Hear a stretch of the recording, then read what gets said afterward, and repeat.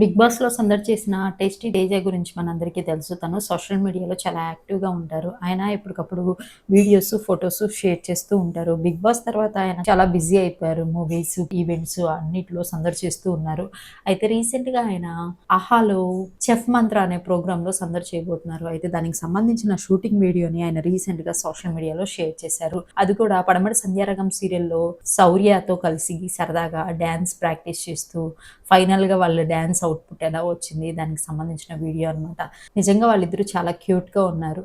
అంతేకాకుండా 'చెఫ్ మంత్ర' షూటింగ్ టైమ్‌లో సరదాగా ప్రేరణతో మాట్లాడారు. "నువ్వు మొన్న 'బిగ్ బాస్'కెళ్ళినప్పుడు నువ్వు ఎందుకు గెలిచావు? ఓడిపోయి ఉండొచ్చు కదా! ఆ పర్సన్‌ని ఎందుకు చేసుకున్నావు?" అనే దానికి తను ఏం సమాధానం చెప్పిందో దానికి సంబంధించిన వీడియో కూడా షేర్ చేశారు. ఆ వీడియోస్ ఏంటో మీరు చూసేయండి.